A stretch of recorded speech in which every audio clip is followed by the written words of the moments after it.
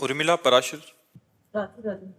राधे राधे महाराज जी। महाराज जी, आपसे मिलकर जीवन बहुत परिवर्तित हुआ और मैं आपके वचनों के अनुसार चलने का भी प्रयास कर रही हूँ। महाराज जी, हिंदू धर्म ग्रंथों और मान्यताओं के अनुसार पाप मुक्ति के अनेक साधन बताए गए हैं, जैसे गंगा स्नान, पाप मोचनी एकादशी। समझना, यहां समझना, पाप मुक्ति के उपाय बता गए, लेकिन पाप की प्रवृत्ति के नष्ट होने का उपाय क्या है?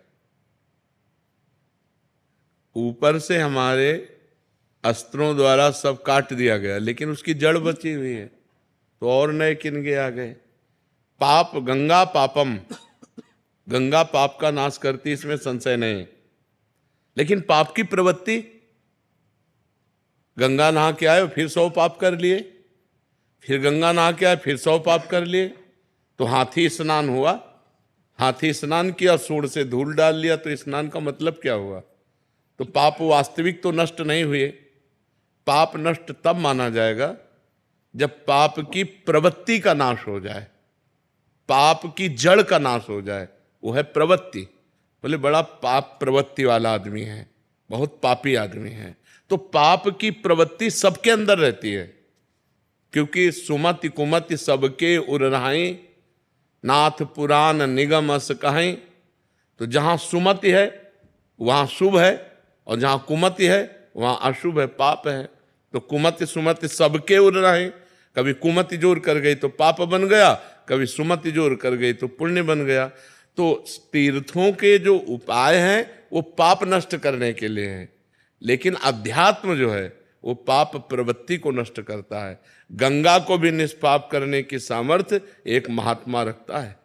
तीर्थी कुर्वन्ति तीर्थानि, तीर्थों में चरण रख दे तो तीर्थत्व आ जाए, गंगा को स्पर्श कर दे तो गंगा निष्पाप हो जाए। क्यों? क्योंकि उसने पाप की प्रवृत्ति का नाश कर दिया। अध्यात्म पाप प्रवृत्ति के नाश के लिए। आप क्या कहना चाहते हैं?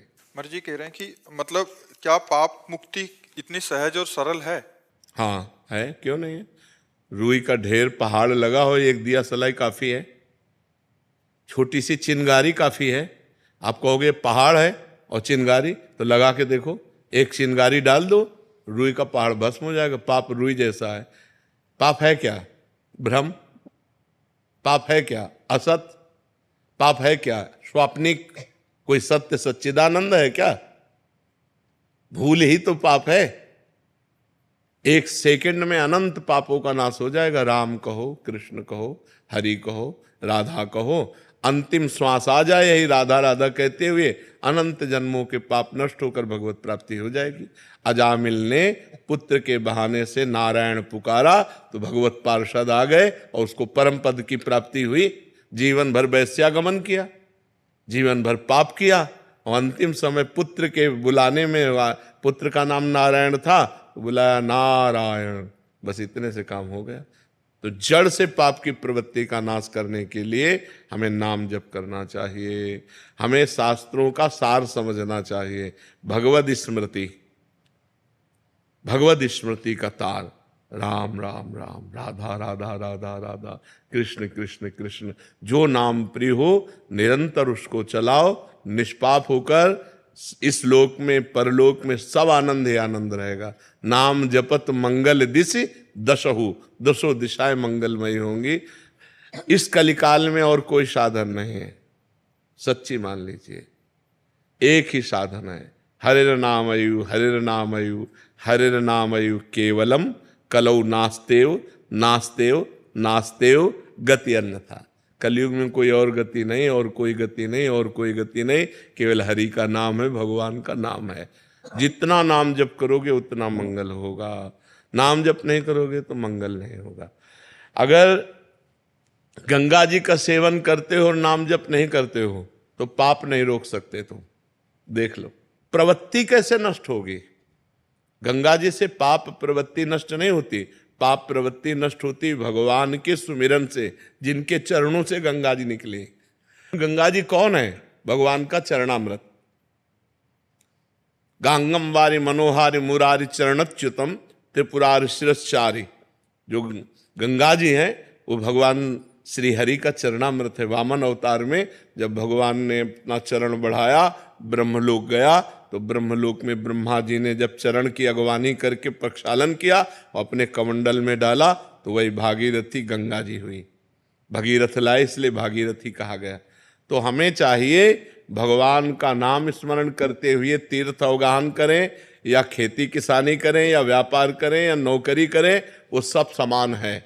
अगर हम धर्म से किसानी करते हैं, धर्म से व्यापार करते हैं और नाम जप करते हैं तो बिना गंगा नहाए भी भगवत प्राप्ति हो जाएगी। और गंगा नहाते हैं और मनमानी आचरण करते हैं, पाप करते हैं, तो गंगा नहाते हुए भी आपको नरक जाना पड़ेगा।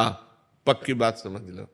चाहे जितने तीर्थ हैं वो सब तीर्थपाद भगवान के हैं। बिना भगवान का स्मरण किए हुए जीव का परम कल्याण नहीं हो सकता। हाँ, भगवान का स्मरण करते हुए गंगा स्नान करे, लाखों गुना पुण्य बढ़ करके प्राप्त होगा। अगर भगवान का स्मरण नहीं तो प्रपंच की बात की, गोता लगाया और चले गए। चिंतन नहीं है, चिंतन का खास बात है, चिंतन की खास। देखो, ये बड़े बड़ों से गलती होती है। नलकुबर मणिग्रीव कुबेर के पुत्र हैं और देवगंगा अलकनंदा में मदिरा पान करके अप्सराओं के साथ नंगे खड़े थे। तभी देवर्षि नारद जी ने जब देखा तो बहुत गुस्सा आई और कहा, तुम कुबेर के पुत्र होकर इस तरह अभद्र व्यवहार करते हो, वृक्ष की तरह ऐसे खड़े, जाओ मैं तुम्हें साप देता हूं, वृक्ष हो जाओ, वृक्ष योनि को प्राप्त हो।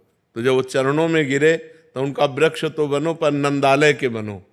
तो वही यमलार्जुन के रूप में ब्रज में हमारे प्रकट हुए आकर के। तो जब भगवान श्री कृष्ण को ओखली बंधन लीला हुई तो वही ओखली घसीट कर दोनों वृक्षों के बीच में लगा के उखाड़ करके उनका उद्धार कर दिया। तो अगर भजन नहीं है तो कुबेर के पुत्र हैं, देवताओं में श्रेष्ठ कुबेर जी हैं, उनके पुत्र हैं, लेकिन कितना गलत काम कर रहे हैं।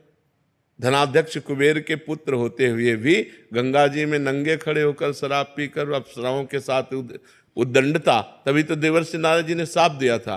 तो आप समझो कि अगर आप गंगा जी का सेवन करते हो तो आपके आचरण भी पवित्र होने चाहिए।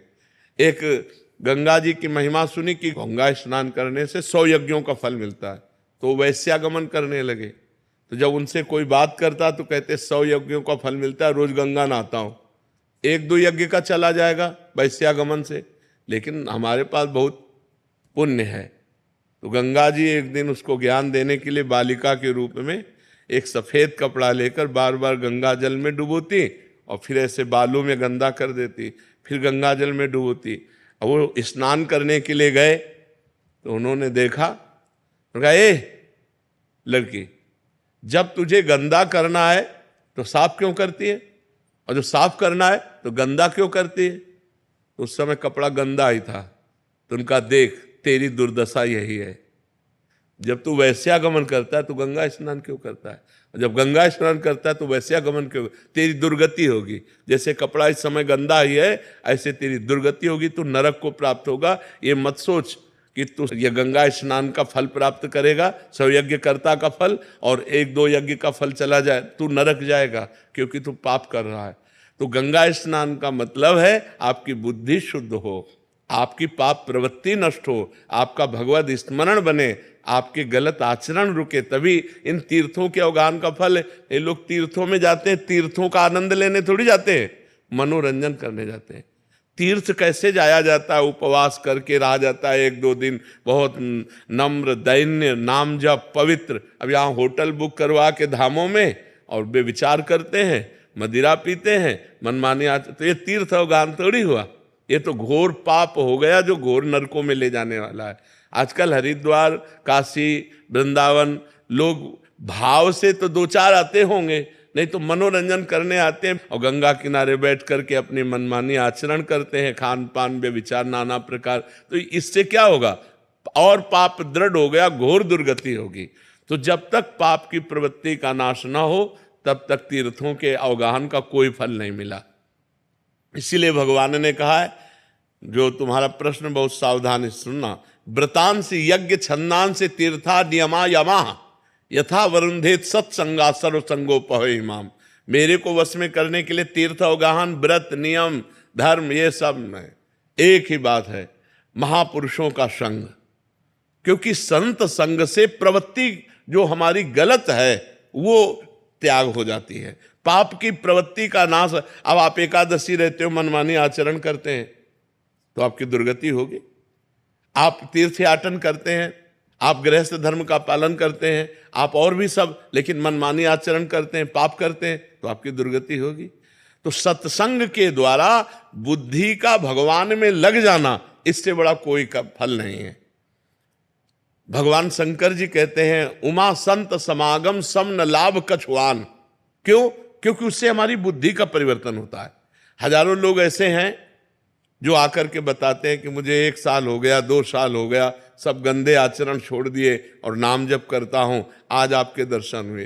तो वाणी सत्संग की सुधार पहले कर दिया और मिलाया बाद में आकर के। तो सब तीर्थों के अवगाहन का फल, सब धर्म के कर्म का फल एक ही है कि आपकी पाप प्रवृत्ति नष्ट हो जाए, आपसे पाप आचरण होना बंद हो जाए तो बात ठीक रहे। नहीं तो क्या फायदा, सब कर रहे हैं और फिर वही पाप आचरण कर रहे हैं तो उससे कोई लाभ नहीं मिला। तो हमारे जो सदग्रंथों का लक्ष्य है वो है भगवान का स्मरण, अखंड स्मृति, हरिशरणम हरिशरणम, राधा राधा राधा। अगर ये है तो सब फल मिल गया, नहीं तो सो सब धर्म कर्म जर जाऊ, सो सब धर्म कर्म जर जाऊ, जहां न राम पद पंकज भाऊ। जोग कुजोग ज्ञान अज्ञानु, जहां नहीं राम प्रेम प्रधानु। अगर भगवान के चरणों में प्रेम नहीं तो जोग कुजोग है, वो ज्ञान अज्ञान है, वो धर्म कर्म आग लग जाए जिसमें भगवान के नाम में न प्रेम हो, भगवान के चरणों में न प्रेम हो। महाराज जी इसमें एक प्रश्न है कि महाराज जी क्या तीर्थयाटन या स्नान आदि या व्रत आदि नहीं करना चाहिए? ये करना चाहिए पर पाप त्याग कर। हम आज जा रहे हैं, पापी पुरुष हैं, गंगा स्नान के निष्पाप हो जाएंगे, लेकिन हमें आगे पाप नहीं करना, ये नियम लेना चाहिए। हम हरिद्वार जा रहे हैं तो नियम लेना चाहिए, आज से हम पाप नहीं करेंगे। अगर आप हरिद्वार जा रहे हैं, गंगा स्नान कर रहे हैं, अपने पाप आचरण नहीं रोक रहे तो आपको लाभ क्या मिला गंगा स्नान का? आपको वहां जाने का फल क्या मिला? वैसे ही कि वैसे गंदे तो बने हो, वही गंदे आचरण कर रहे हो। लाभ तो जब आपका परिवर्तन हो। इसीलिए सर्वश्रेष्ठ स्नान सत्संग है। अगर सत्संग रूपी गंगा में गोते लगा लिए, ज्ञान गंगा में गोते लगा लिए, तो फिर आप निष्पाप हो गए, पाप की प्रवृत्ति का नाश हो जाता है। इसलिए तीर्थों का जाना मना नहीं है, लेकिन तीर्थों में मनमानी करना मना है। आप तीर्थों में आज जैसे जाते हो ऐसे नहीं, होटल बुक कर लिया और मनमानी आचरण करो, ऐसे नहीं तीर्थों में जाया जाता। नम्र दैन्य व्रत उपवास भजन साधना त्याग तपस्या दान पुण्य, ये सब करने के लिए तीर्थों में जाया जाता है और नियम लिया जाता है। तो बोले भाई देखो अब हम बद्री नारायण हो आए, अब हमसे झूठ तो नहीं बोला जाएगा। पुराने लोग थे कि भाई हम केदारनाथ हुआ है, बद्रीनाथ हुआ है, अब हम झूठ नहीं बोल सकते क्योंकि हम बद्री नारायण के दर्शन कराए। लोग पहले नियम, देखो हम गंगा नहा के आ रहे हैं, हम झूठ नहीं बोल सकते, हम पाप नहीं कर सकते अब क्योंकि हमने गंगा स्नान कर लिया। ये है तीर्थों के फल का, अवगाहन का फल है हमारे आचरण सुधर जाए, हमारा चिंतन सुधर जाए। नहीं तो फायदा क्या हुआ, हमें बताओ फायदा क्या हुआ? आप गंगा नहा के आए फिर वही पाप कर रहे हैं तो फायदा क्या हुआ? गंगा स्नान का लाभ क्या मिला? गंगा स्नान का मतलब क्या हुआ? वो तो पानी में तुमने गोते लगाया, गंगा स्नान कहाँ किया?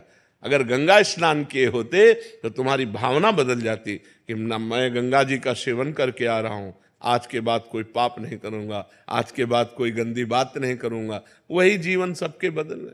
देखो यहाँ धाम आए हो भगवान के, जहाँ करोड़ों गंगा जी समानता नहीं कर सकती, क्योंकि जिनके चरणों से गंगा जी निकली वो स्वयं यहाँ प्रकट हुए, यहाँ खेले, यहाँ उनकी चरण रज, यहाँ उनका संपूर्ण जीवन भगवान का बाल लीला तो भगवान की है संपूर्ण हुई ना, भगवान का वृंदावन धाम है। यहाँ आकर कितना लाभ लोग लेते हैं।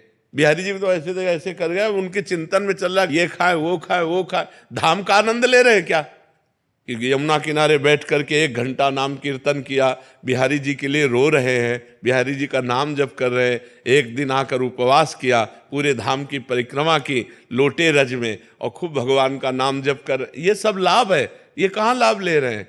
और पहले यहाँ लोग आते थे तो कपड़े उतार करके ऊपर के और फिर लौटते थे रज में, क्योंकि हमारे शरीर में ब्रजरज लगे, हमारा जीवन पावन हो। यहाँ का क्या चरित्र है, ये भगवान का परम पावन धाम। तो कितने लाभ ले जाते हैं, नुकसान ज्यादा कर जाते हैं। अब मसाला खाए चल रहे हैं, परिक्रमा मार्ग में थूक दिया, अब कोई भजनानंदी महात्मा जा रहा है, भजन करते उसका पैर पड़ा, तुम्हारे सारे पुण्य नष्ट हो गए। आप चाट पकौड़ी खाए, दोना फेंक दिए, कोई भजनानंदी वैष्णव और उसका जूठा तुम्हारा दोना उसके पैर में लगा, तुम्हारे पुण्य नष्ट हो गए। अब ये कौन जानता है? तो धाम आए तो बहुत पवित्रता, पर तीर्थों में जाए बहुत सौभाग्य, लेकिन वहाँ कैसे रहना चाहिए, ये वहाँ हमसे पाप न बन जाए, आगे हमसे कोई पाप न हो जाए, ये सावधानियां रखनी चाहिए।